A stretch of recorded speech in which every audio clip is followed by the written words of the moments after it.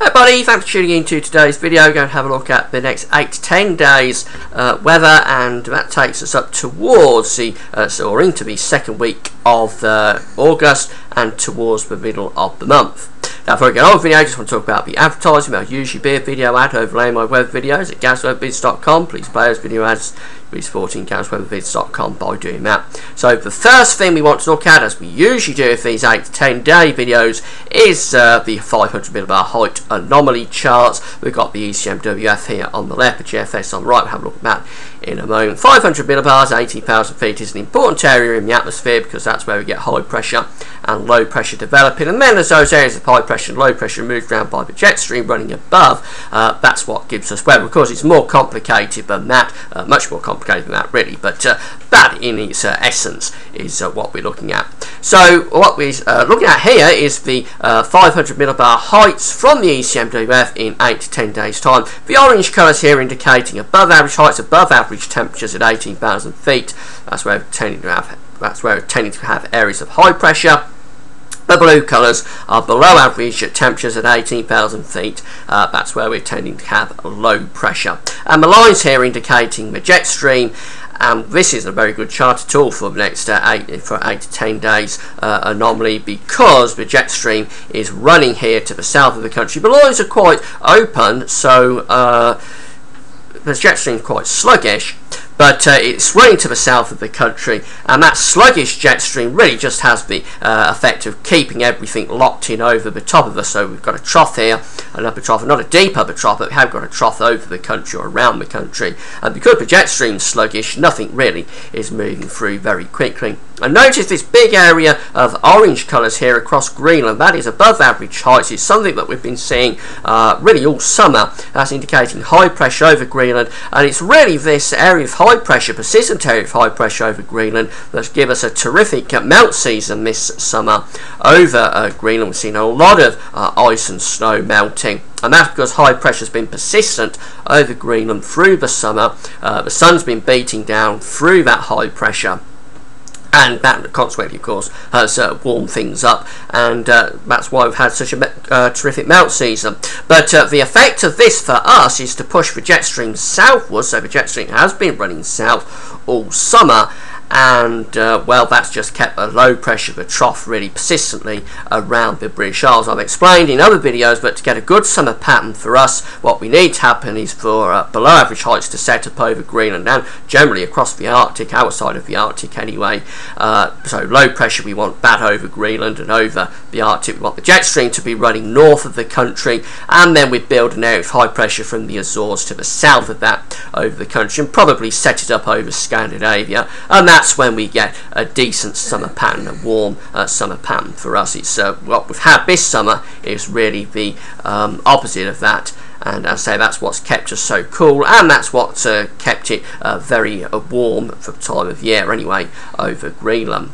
Now the GFS is even more stark. Look at this area blocking over Greenland here. We've got red colours actually setting up over Greenland for 8 to 10 days time. That really is a very intense area of high pressure, and again we've got the lines running underneath that around the British Isles and to the south, and we've even got a bit of a upper trough here developing to the west of the country. So the GFS is even more unsettled than the ECMWF this morning.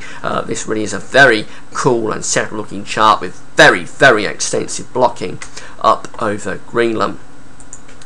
The GFS ensembles for the next couple of weeks, and we can see that we're going a little bit above average with those temperatures in the next 24 hours. That's really associated with a warm front that's associated with an area of low pressure, a warm sector. But once that's through, the temperatures then are sticking around the average. The red line here is the average position with the temperatures for the time of year. The lines are all around or underneath that red line, so temperatures will be staying around or below average for the foreseeable future. Quite a bit of scatter setting up here as we get towards the end of the period, so around the 12th to the 15th, 16th of August, but you expect that because it's a long time off, and the individual members of the model start to diverge as they go further out. But really for the foreseeable future, those temperatures are remaining quite cool. And precipitation spikes here, with these precipitation spikes showing that we are going to keep rainfall throughout the period, really, the model thinks. So right from the 31st today through to around the 15th, 16th of August, we keep those precipitation spikes going, so it will be remaining unsettled. Temperature anomalies for the next week, 31st of July to the 7th of August. Well, we see that the temperature anomalies here are around or below average across the British Isles, and the same is true for Ireland, for France as well. So really for West, it's a cool scene. Portugal as well. Have to go right down to the south of Spain to find any above average temperature anomalies in the next week. And then the real heat is over in the east of Europe, so it's on this eastern side that we've got the red colours here showing where the warm temperatures are in the next week. Precipitation anomalies for the next week, we're around or above average with the precipitation. The blues and greens here indicating precipitation above average, but white colours indicating around normal precipitation. So it's average to above average precipitation and below average temperatures for the next week, as has been the case on and off throughout the summer. You have to do it, except for that warm week that we had last week. It's been a cool, unsettled summer, it has to be said. So just having a look at the charts from the models, and this is the GFS for Monday the 6th, so next Monday, and we've got low pressure here right over top of the country. This is the same area of low pressure that's with us today.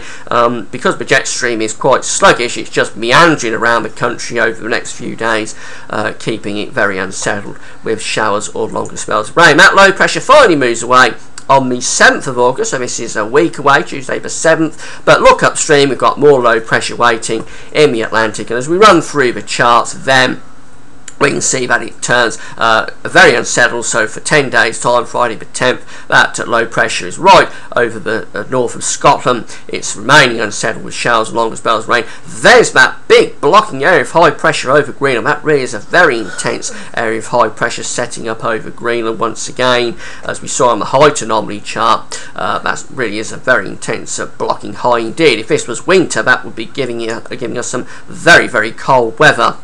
Going into Saturday the 11th of August, and well, low pressure still dominating here. Another area of low pressure actually getting caught up within this main low pressure, so it's still unsettled. And going further out, right as far as the model goes, to 384 hours away, that low pressure is still sitting there over the top of the country, keeping it very, very unsettled with showers or longer spells of rain. The jet stream will be running southwards with this south of the country, so it's again a cool scene and unsettled. The ECMWF not quite so bad, but not very inspiring really. A week's time on the 7th of August, we're taking that low pressure away to the east, but everything's becoming very slack then, so it's showery and winds are from the north, so it's very cool as well. And going out to 10 days time, Friday the 10th of August, we've still got low pressure to the east. Another low is waiting in the Atlantic. Everything's very slack because the jet stream is sluggish, but it's running generally over to the south of the country, so it's cool. And this is still a showery scene really, because it is slack gradient, so it's showery and it's cool. And then finally the Canadian, the GEM, where we've got this low pressure out to in the Atlantic. In a week's time we bring down this cool north or northwesterly wind for the 7th of August. I mean, look what happens with this low pressure once we get through to Friday the 10th, 10 days away. Comes a very major feature to the north of Scotland, a deep area of low pressure that is. That's a very autumnal looking chart really. Tightly packed ice bar, so it's very windy. There's gales up over the north of the country, and it's also very showery and wet, and it's very cool as well because the jet stream is generally over or to the south of the country. And that also has a blocking high there up over Green, but it's not quite as intense as the blocking high that the GFS is coming up with. So overall it really does look like a very uninspiring couple of weeks coming up, as has been the case throughout the summer really. And of course, this next couple of weeks is the main holiday period. There'll be a lot of people around the coast going on holiday, and the weather doesn't look like playing ball at all. It looks like it's going to remain very unsettled, at least to the second week of August, maybe a bit beyond that even. Cool, unsettled, showery, very uninspiring. Come back tomorrow, I'll be doing the 5-day forecast. That's it for now.